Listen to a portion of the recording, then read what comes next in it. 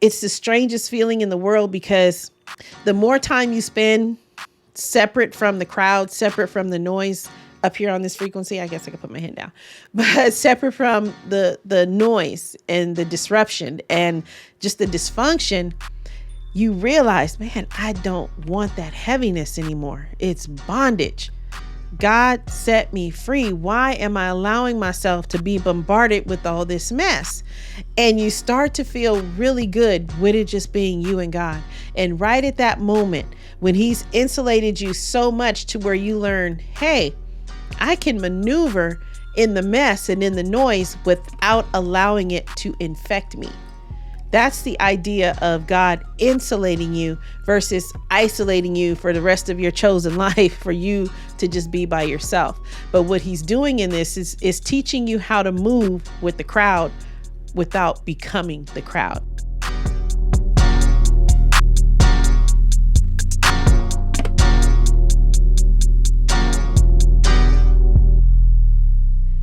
Hello, and thank you for tuning into the channel. My name is Angela, and I am a self-development specialist, and I will coach you through the process of elevating from the person that you are today, the person you came to be as a result of your life experiences, to the person you were created to be.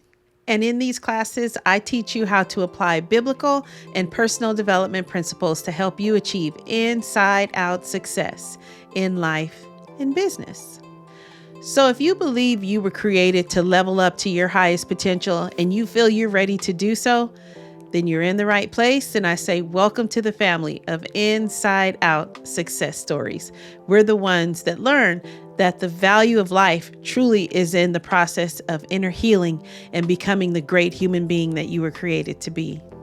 So in today's class, I want to pick up where I left off in yesterday's video, which is you must transform to win. So if you want, you can watch this one first and then go check that one out, or go check that one out first and then come back here. But it's you must transform in order to win. And we were talking about the how of transformation, the how of elevating, the how of becoming the person that will be prepared not only mentally, but emotionally and spiritually prepared to walk into the goodness that God has ordained for you before the foundation of the world. Because a lot of places tell you what you need to do, but a lot of teachers don't tell you how you need to do it. And that's what that video was really about, was to give you like an introduction to the how, because the how is individual. You know, it's not one pat answer that I could give you on how you need to do it, but I could tell you the process of how. And then once you decide that you want to go deeper, whether it be with me, or if you have another coach or a mentor or a psychologist, therapist, psychiatrist, whatever that you want to process further with, then you go ahead and do that. But at least you have the seed of change already implanted in you. And that seed, as long as it's falling on good soil, meaning you have the desire and you have the tenacity and you have the discipline and the spirit of excellence on you to give you that push that it's going to take for you to make it through those difficult days. Because if change was easy, everybody would be doing it. But that's why God said there are two roads. He says there's the broad way, the broad road that leads to death, but there is a narrow road that leads to life. And He says few will find that road. So my prayer is that everyone that is attached to this ministry here and you're attending these classes, that you will be one that is decided that you are determined to make it to the narrow road and to travel down that road less traveled. So this morning when I was thinking about this lesson today, Exodus 23:30 came to mind. And you know, I have to read the scripture, got to give you that foundation. So this kind of sparked the idea for this class today, but it's Exodus 23:30. Yahweh, God says, I will drive them out little by little. And what He's talking about is the Israelites are being prepared to take the promised land. And God told them, He says, you do it my way, do it in my time, and just submit yourself to my will. He says, I'll drive out your enemies from before you. And all He required was their obedience and worship. And what he eventually said to them was, in God's economy, he says obedience is better than your sacrifice. So he doesn't want to hear about your sacrifice. He wants to know if he gives you an instruction and he tells you what to do, that you're going to do it. And sometimes with God, it borders on blind obedience because he gives us instruction as we go along. He doesn't give us too much because, one, in our human nature, we might try to manipulate, especially if he says it's going to be a little difficult patch we have to go over. Our human nature is to take the easy way out. And he doesn't want us to miss the value of the journey, because sometimes we can get so goal focused or goal oriented that we just see everything as a means to that end. But the true value of the journey is the journey itself and the life lessons we learn along the way. And that's why the saying goes, the race is not won, or it's not given to the swift. It's a long, lengthy, arduous process to becoming the person you were created to be. And so he says, take it slow, do it my way, and you will win in the end. And that's why in that last video, it says you must transform and be, I will say, be like water, right? Like be able to adapt, to adopt, and to execute God's revealed plan for your life. And so in this particular portion of scripture, he's telling the Israelites, hey, I'm ready to drive out the enemies before you. I'm ready to give you the land, but this is how I'm going to do it. And so that was the backstory. So it reads, I will drive them out, meaning the enemies that are currently in possession of the promised land, little by little, until you become fruitful and take possession of the land. And so what Yah is saying, I'm not going to allow you to become overwhelmed by clearing everybody out. Just me doing all the hard work, clearing everybody out of your path, every difficulty out of your path, because what will end up happening if he did that, you would become overwhelmed, because once you get further along in this process and on this journey, it gets more difficult. It takes more skill to maneuver. And if he cheats on your process and pushes you through too fast, right? Because they say, we're the microwave generation. We want everything quick, fast, and in a hurry. But God doesn't work that way. He's not a sprinter. He runs cross country, right? So he says, I'm going to do it little by little, step by step. Because in another portion of this chapter, he says, if I clear out everything too quickly, he says, the insects and the beasts of the field will take over. So to bring this home to you, the scripture, to apply it to your life, Yah has set aside a promised land that's just for you. And he intends that you will make it there, which is on the other side of your struggle. It's on the other side of your fear, and it's on the other side of your pain, and it's on the other side of your commitment. He says, but that is your promised land. I intend for you to get there. And I intend for you to habit that land. But once you get there, you can't just sit and be lackadaisical about it. You have to govern that which he has entrusted to you. And so for those of you who I believe you are on this channel, if you're attracted here to me, you're probably a coach, a mentor, a guide, somebody that is called to be a helper, to serve another human being, and to be that support that they need on the phase of their journey when they connect with you. So he wants to teach you how to first govern yourself, and then how to govern the people that he entrusts to you. And God knows, like, your path to getting to where he wants you to be, he knows there's some serious enemies that are blocking your way. And he wants to equip you with the tools and the spiritual weapons that you need to defeat those enemies, so that you can, one, learn from the battle, because we're going to even get into the topic of spiritual warfare as we go further along. But like I say, I'm laying a foundation for what we're doing on this channel and on this platform and in this ministry. And those enemies, he's going to prepare the way. He'll even set fear of you in their hearts, like he says, before you get there. But you're going to be the one to have to defeat them. If there's something in your life that is a stronghold, or you feel like you're in bondage to something, he's not going to take it away. You have to give it to him. And sometimes it gets to the point where it almost feels like he has to wrestle it out of your hand, out of your heart, out of your mind. But really what he's doing is he's going to allow circumstances to come upon your life to make you not want those things anymore. He wants you to be free. And the key to freedom is truth, because he says the truth will set you free. That's what Jesus said. And what I understand that scripture to mean is the truth that you are willing to accept, meaning when he tells you the truth about you, about who you've become, and about the decisions that you made in response to some of the things that's happened to you, which led to you ultimately ending up right here, right now, where you are, wherever that is. He's going to tell you the truth about it. And anybody that's ever worked with me individually, they know I say I am a proponent of reality therapy. I don't coddle, because I feel coddling you is not helpful.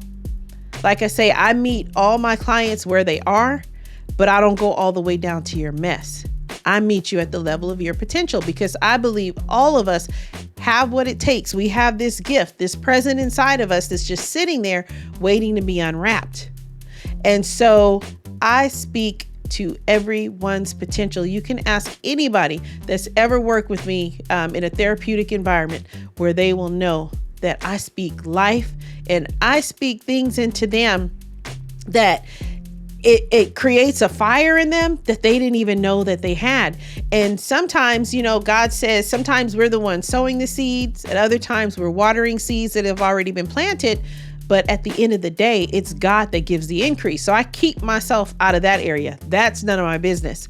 But I can sow and I can water, but I'm going to always speak to you on that next level, because one thing you got to think about when you're going through this process of change or transformation, when you get further along, you're going to be required to make some difficult decisions, because God is going to say, hey, take a look at your inner circle. Who have you given free access to you? Who do you allow to speak into your life? And it's almost a process of purification that you have to go through of those people that have intimate connection with you. And I don't mean sexually intimate. I just mean intimacy, that one-on-one access to you that like a stranger or an acquaintance wouldn't have, right? And I remember I told you maybe in 2 videos ago about the 3 presentations. You have your public self, your private self, and then you have your secret self. So the inner circle, they have access to your private self. And what we have to remember is that everybody, everything is vibrating on a specific frequency. And I use this example of like a solid piece of wood or something that we see as being solid. And if you were to put that thing under a microscope, you would see that it's vibrating. Its pieces, its little core is actually vibrating. It's actually not solid at all. It just feels that way because of the frequency at which it's vibrating. And I'm not a scientist, so I might not have explained that properly, but you get the drift. And so if God is taking me through my process, I'm in agreement, I'm moving, I'm like, I know I'm destined and I'm ready to make it to the other side. And as I go, I learn more and I evolve. It's called the evolution, right? I'm going higher and higher and higher, and I'm operating on a frequency that's right here. But everybody that I used to kick it with is operating down here. So then the difficult decision is, how important are these relationships to you? How valuable are they? Because sometimes it's close people. It could be family members, but they're used to dealing with you when you were down here before you knew who you were. Now that you know a little bit more about yourself and you realize, oh, wait, I am the business. God is doing a new thing in me and it feels great. And for the first time in my life, I feel like I have a sense of direction. I feel like I'm beginning to love myself and to know myself, and I don't want to lose that. So here comes, the old crew, and they're operating here. So then the decision is, do I go back down here to start, to engage on their level? Or am I going to say, hey, you know what? You guys are really special. I love you guys, but are you willing to come up? This is what I'm learning. Hey, I'll take you along if you're ready to go. I'll show you and point you in the right direction. I can't do it for you. And they say, nah, we're good here, which most people, the Broadway, remember that, leads to death, will stay here. And so are you confident enough and committed enough to the Lord to say, you know what, God, despite everything, if you insulate me from everybody during this season and you want me to just be with you, are you willing to do that? And I tell you, it's the strangest feeling in the world, because the more time you spend separate from the crowd, separate from the noise up here on this frequency, I guess I could put my hand down, but separate from the noise and the disruption and just the dysfunction, you realize, man, I don't want that heaviness anymore. It's bondage. God set me free. Why am I allowing myself to be bombarded with all this mess? And you start to feel really good with it just being you and God. And right at that moment, when He's insulated you so much to where you learn, hey, I can maneuver in the mess and in the noise without allowing it to infect me. That's the idea of God insulating you versus isolating you for the rest of your chosen life for you to just be by yourself. But what He's doing in this is teaching you how to move with the crowd without becoming the crowd. So I want to give you some practical tips. And I don't know if I've shared this with you before, but when I was going through the early stages of my process, I picked up the habit of journaling because my thought process was all over the place and I had so much going on in my head and I couldn't sort it out, and it was just making my anxiety worse, because I still struggle today with anxiety, but I know how to manage it today, and I know what causes it. I know when my anxiety is triggered, and I know how to invoke my coping skills to deal with it, to manage it. But back then I didn't know anything about coping skills. I didn't know anything about anxiety, didn't know anything really about depression other than what I saw in those Prozac commercials back in the day. That's how long I've been on this journey. It's been over 25 years I've been working on myself, me and God, trying to figure this thing out. And so I became an avid journaler. And the thing about journaling is you get all the mess out of your head, put it on paper and leave it there. And then when you go through and you start to feel better, you feel more clear-headed, you prayed, talked to God, asked for His support, read the word, and He's given you an instruction. Then you go back and you look over some of the things you've written, and how do these things measure up against God's standard of truth? Is it dysfunction or is it truth? And you start going through and you're like, oh my God, I was thinking that, I was believing that. And you start crossing this stuff off. And this is how you restructure and restore from your belief system, from the faulty to the true. And then you start rebuilding your life. That becomes the bedrock of the new life that you're building. You build it on a solid foundation of truth. And so I'm going to give you a couple journaling prompts. I wrote them here. I have the note here, so I'm going to look down and give those to you. But if you want, just pause the video here, get a pen and your journal or your notepad, whatever you have, and write these journaling prompts down. The first one is pray and ask God to show you areas in your life that need a touch of the transformative power of inner healing. Ask Him to show you what are those broken places. And considering the scripture that we read when we first came in, He said He would only do it little by little because He doesn't want you to be overwhelmed. So He's going to give you those surfacey issues, right? Those surface dysfunctions that you may have. They're troublesome, but it's not the root, right? It's not that stuff that feeds everything else. And He'll give you that, and He'll start healing those surface places. And then He'll work His way down further and further and further as you get stronger. And that's the beauty of it. God is a gentleman. He's not going to rush you. But at the same time, if you get lazy and you start dragging your feet, He knows how to put a little fire from behind you to get you moving. And trust me, you don't want that fire to get too hot. So if you know you're not on your ding, you know you're not doing what you're supposed to be doing with God and working this thing out, you might want to wake up and start a new day with the new mercy that He promises and get back, on your job so that you can keep moving forward and get what it is that He set aside for you. Okay, so the second one is ask God to show you how to transform. And if you have watched yesterday's video, I told you that when I'm working with the client, I can tell you the general how, in these classes here on YouTube, but the plan doesn't become individualized until we work one-on-one.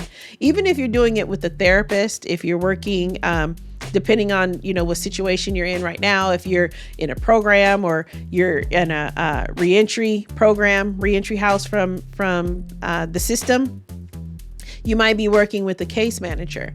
And so when you work with these helpers, they're going to do a treatment plan. And if the helper is good, and they really understand what it is that their purpose is in your life, they will do an individualized treatment program. And what that is, that becomes like a compass. It directs you in the way that you need to go. It doesn't necessarily do it for you, but it kind of points you in the right direction. And number 3, ask God to provide the resources to support your transformation process, because transformation change, it's not free. There isn't much in this world that's free. And mind you, on this platform, YouTube, I called it YouTube University. When I was first getting started, even understanding my gear that I use to produce these videos, and I went to YouTube University. Anything I want to know how to do, I know there's a video on here that can help me. But on these videos, even including, what we do here in class, I can only give you so much. Again, generic information, but it costs to do what it is that God has called you to do. Even if you seek out the help of a therapist or a social worker, a coach, a mentor, or if you want to take self-development classes to help prepare you for the next phase, the next level, or for you to get started in your business or in your ministry and you need that support, it costs money to do that. And number 4, once you've achieved the inside out success we talk about, you've done that inner healing, ask God to draw others to you so that you may pay it forward. And you can be that guide for someone else along their transformation journey. And years ago, I wrote a personal development curriculum. See, back in my day, we called it personal development, but the term now is self-development. That's why you'll see me use it interchangeably. But it was a personal development curriculum. And basically, all the stuff that I'm teaching you comes out of that curriculum. And what I did was I put my journey on paper and I began to teach that to other people. And as a behavioral health counselor and case manager, whenever I would do groups, have group sessions, or if I had individual sessions with clients, or sometimes I had to cover for coworkers, and they would always ask, like, what is this you're doing? It's different. I've never experienced treatment like this before. But what it is it's working with your inner man. It's the soul, the spirit of the man that makes you human. And if you're only dealing with the externals, if I'm only dealing with your drug addiction, if I'm only dealing with you being system impacted, if I'm only dealing with you being homeless, or I'm only dealing with fill in the blank, it's like putting, what do they say? It's like putting a Band-Aid on a broken arm. I'm dealing with symptoms. But if you deal with the root cause of the problem or the maladaptive behavior, if I deal with that, then all of the symptoms tend to fall off because they're not being fed. They're not being nourished. You no longer have this need to seek to self-medicate or to numb yourself from your reality. God believes in you. I believe in you. And I pray that you will believe in you. Thank you so much for showing up again. Till the next class, love and blessings. Bye-bye.